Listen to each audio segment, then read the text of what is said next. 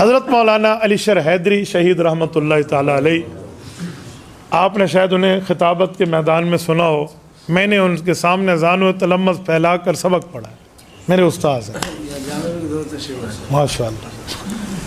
حضرت حیدری شہید رحمہ اللہ حضرت حجت اللہ فی الارض مولانا محمد امین صفدر اکاڑوی رحمہ اللہ کے براہ راست شاگرد تھے۔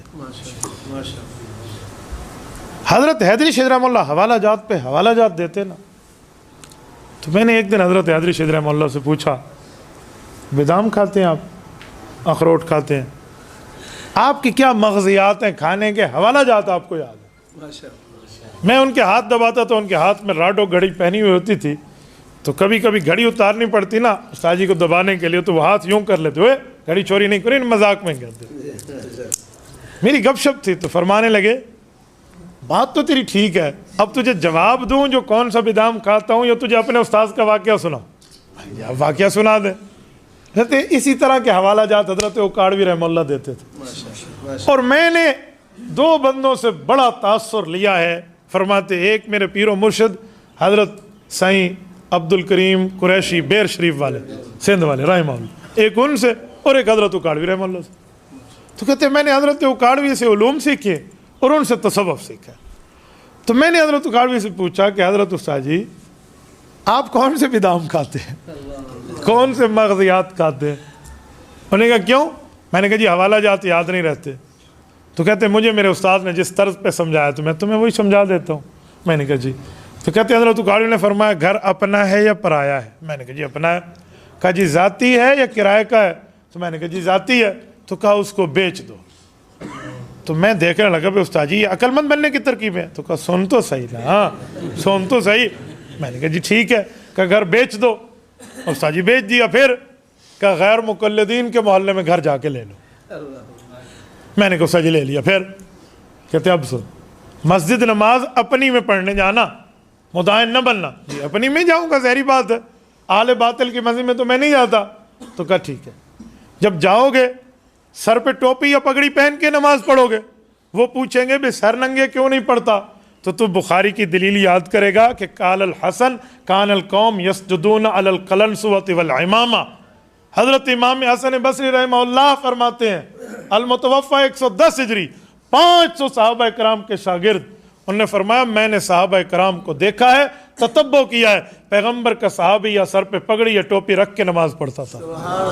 تو دلیل دے گا، پھر وہ آگے سے جائے گا اور وہ تجھے کہیں گے بھائی تو ہاتھ جو اٹھاتا ہے کانوں تک ہاتھ اٹھاتا ہے اللہ اکبر کے لیے، کبھی کندھے تک ہاتھ اٹھا لے، کندھے تک، کبھی سینے تک، یہ کندھے والی باتیں نہیں ہے، ہزا من کی بھائی جی ہے، تو پھر من کی بھائی پہ عمل کیوں کرتے ہیں؟ حیا لوز نہیں صرف ایک کانوں والی ہے حدیث۔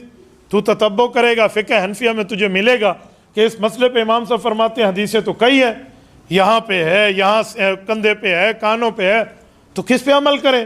تو اگر اس پہ عمل کریں تو ایک دو حدیثیں چھوٹتی ہیں، آیا ایسا طریقہ امام صاحب فرماتے ہیں کیوں نہ کیا جائے کہ حضور کی کوئی حدیث نہ چھوٹے؟ تو پھر کیا ترتیب کرے گا؟ جب ہاتھ حنفی اٹھائے تو سینے سے گزرے، پہلی حدیث پہ عمل، کندھوں پہ جائے گا دوسری حدیث پہ عمل، کانوں کی لو کے برابر ہوگا تیسری حدیث پہ عمل۔ تو یہ ان کو سنا دے گا تو وہ مطمئن ہو جائیں گے کہ اس کے پاس بھی حدیث ہے۔ اچھا پھر تو آگے آئے گا، یعنی میں اب لمبی نہیں کر رہا، میں آپ کو شارٹ اینڈ دے رہا ہوں۔ اس طرح کئی روایتیں حضرت استاد جی حیدری شہید رحمہ اللہ نے ہمیں سلام تک سمجھا اور کہا 4 سے 5 دن گزریں گے اور تو ذہین ہو جائے گا۔ تو حضرت حیدری شہید رحمہ اللہ فرمان لگے مجھے پھر سمجھ آیا کہ استاد جی مجھے گھر نہیں بچوا رہے، مجھے غیر مقلدوں کے محلے میں گھر لینے کا نہیں کہہ رہے، یہ کہہ رہے ہیں کہ ایسے ماحول میں اگر تو نے زندگی گزاری جہاں سوال جواب کا ماحول ہو تو تجھے حوالے یاد ہو جائیں گے، اس کے لیے بادام، اس کے لیے اخروٹ، اس کے لیے کوئی کانجو اور اس کے لیے پستے نہیں چاہیے۔ تو یقین مانیے اگر یہی حال ہوا، ہم تھوڑا سا ماحول سوالن جوابن پیدا کر لیں، کمپٹیشن کے معاملات، مقابلے کے، یا اس طرح کے بیان میں یاد کر کے پھر آگے یہ سنانا، یوں کرنا، اس طرح کی تیاری ہو جائے تو یقین مانیے بندے کو حوالہ جات ازبر ہو جائیں گے۔ ہمارے علماء میں نے علماء میں بہت سے لوگ دیکھے ہیں جو اظہار معاف ضمیر مجمع میں کرنے سے کتراتے ہیں، کمرے میں تو کہیں گے جی ایسے ایسے ایسے سب کو سنا دیں گے، बीवी के सामने सारे खतीब बने हुए होंगे, लेकिन बाहर मजमे में बात नहीं होती। हमारे एक मौलवी साहब है, उससे मजमे में बात नहीं होती। मैंने उसे कहा यार क्यों नहीं होती? शेखुल हिंद भी सीधी तकरीर नहीं कर सकते थे। मैंने कहा इन्ना लिल्लाह, तुझे किसने कहा शेखुल हिंद नहीं कर सकते? वो एक सवान हयात एक बुजुर्ग की लेकर वहाँ लिखा हुआ था कि हज़रत शेखुल हिंद की तकरीर अवामी में हिचकिचाहट थी। तो यार अगर ज़माना तालिब इल्मी में थी तो इसका क्या मतलब? कहने लगा अच्छा हज़रत ख्वाजा खान मोहम्मद रहमतुल्लाह भी तो तकरीर नहीं करते। यानी अपनी गलती की दलील बुजुर्गों से दे रहा है। तो मैंने उसे कहा कि रसूलुल्लाह सल्लल्लाहु अलैहि वसल्लम बयान फरमाते थे, काम रसूलुल्लाह फीना खतीबा, हज़रत अबू हुरैरा की रिवायत है। अब चुप हो गया। मुझे कहते तो मुझे काफिर बनाना चाहता है। मैंने कहा फिर तैयारी पर क्यों रद्द करते हो, सीखो। एक दिन उसने हमें कहा कि हज़रत वाकई सीखने में एक ही मुझे मसला है कि मैं लोगों से आंखों से आंखें मिलाकर बात नहीं कर सकता। या तो आंखें बंद करके तकरीर करूंगा, और अगर आंखें बंद करो लोग कहेंगे अंधा है, मैं अपनी बात वहां नहीं पहुंचा सकता, इसलिए मुझसे आंखों से आंखें चार नहीं होती।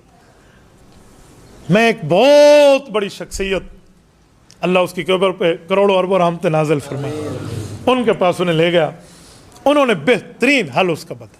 उसने कहा आलिम को चाहिए अगर इसने बयान सीखना है ना तो फिर ये शीशे के सामने खड़ा हो जाए और शीशे में अपनी आंखों से आंखें मिलाकर तकरीर करे। ये झाका इसका ख़त्म हो जाएगा, ये झिझक ख़त्म हो जाएगी।